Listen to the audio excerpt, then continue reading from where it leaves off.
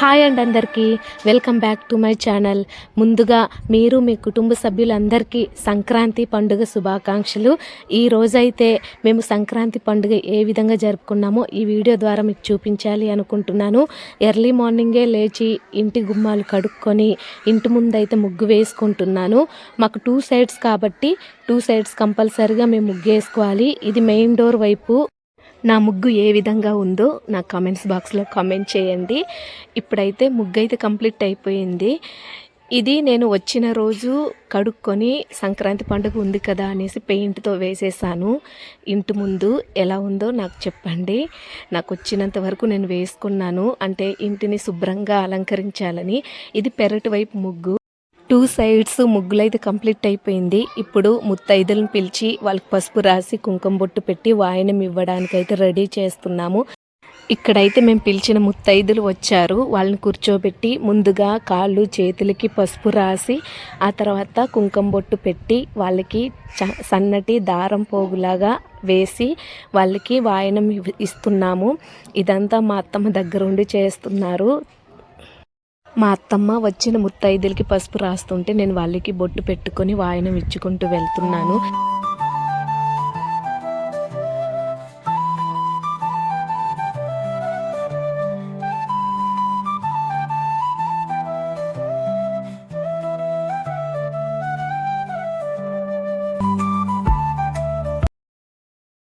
వచ్చిన ముత్తైదులకి పసుపు రాసి బొట్టు పెట్టి వాయనం ఇచ్చిన తర్వాత వాళ్ళందరూ లేచి నన్నైతే ఆశీర్వదించారు. దీర్ఘ సుమంగళి భవ అని. ఇలా ప్రతి సంవత్సరం చేస్తాము. ముత్తైదులకి పసుపు కుంకుమ వాయనం కంప్లీట్ అయిపోయిన తర్వాత ఇక్కడైతే మా అమ్మవారి టెంపుల్కి వెళ్తున్నాము పూజకి. అందరం కలిసి వెళ్తాము.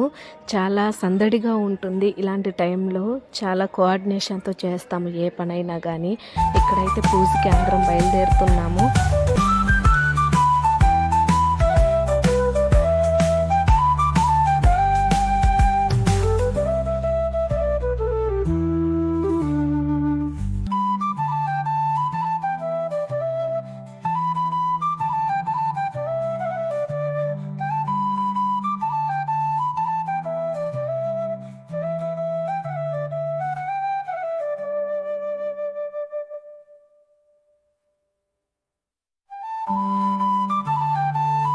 ఒకవైపు అందరం చాలా నిష్టతో పూజ చేస్తుంటే మా బాబు చూడండి, అసలు అక్కడ పరిస్థితులతో వాడికి సంబంధం లేదు. వాడి పని వాడిది, వాడి లోకం వాడిది.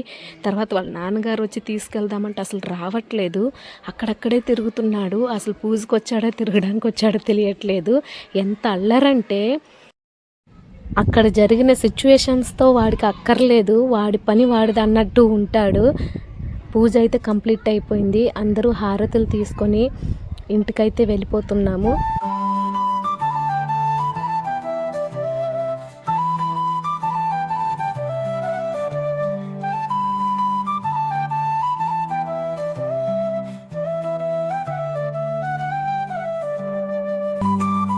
మా అమ్మవారికి పూజ కంప్లీట్ చేసిన తర్వాత ఇక్కడ మరొక అమ్మవారి దగ్గరికి పూజకి అయితే వెళ్తున్నాము. మా ఊరు నుంచి ఒక 2 కిలోమీటర్స్ ఉంటుంది ఈ గుడి. చాలా బాగుంటుంది. ప్రతి సంవత్సరం మా అమ్మవారి పూజ చేసిన తర్వాత ఇక్కడికైతే పసుపు కుంకుమ ఇవ్వడానికి వస్తాము. ఇదేనండి టెంపుల్ అయితే చాలా బాగుంటుంది. ఈ టెంపుల్ రీసెంట్గా కట్టారు. ఫస్ట్ ఈ మర్రి చెట్టు దగ్గరే అందరూ పూజ చేస్తాము. ఇక్కడైతే పూజకి వచ్చేసాము. ఈ అమ్మవారి పేరు శ్రీ శ్రీ శ్రీ సీతమ్మ పేరంటాలు.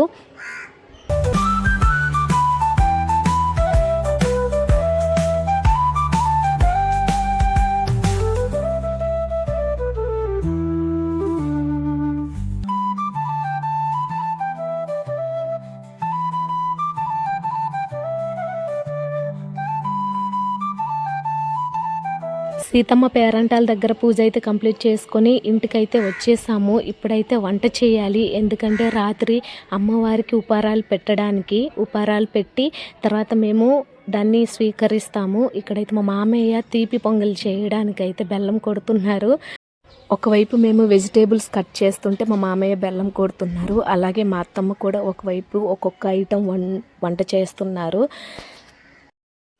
సంక్రాంతి పండుగ మహాశివరాత్రి నాడు మాత్రం మా రెండింటోళ్ళు మా అమ్మవారికి పూజ చేసి మా అమ్మవారికి ఉపహారాలు పెట్టి మా రెండింటోళ్ళు కలిసి భోజనం చేస్తాము.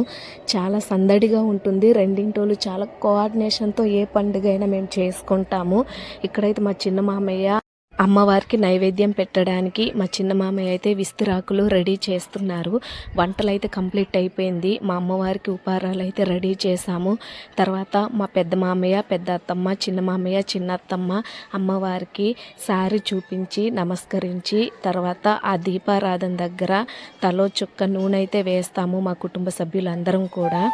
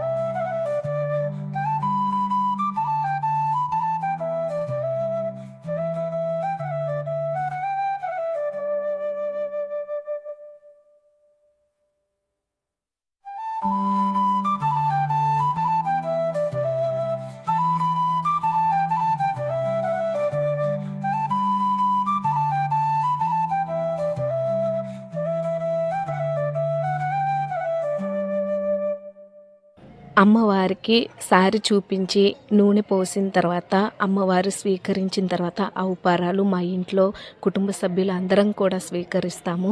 చూసారు కదండి ఈ వీడియో కానీ మీకు నచ్చినట్లయితే ప్లీజ్ లైక్ చేయండి, షేర్ చేయండి, సబ్స్క్రైబ్ చేసుకోవడం మాత్రం మర్చిపోవద్దు.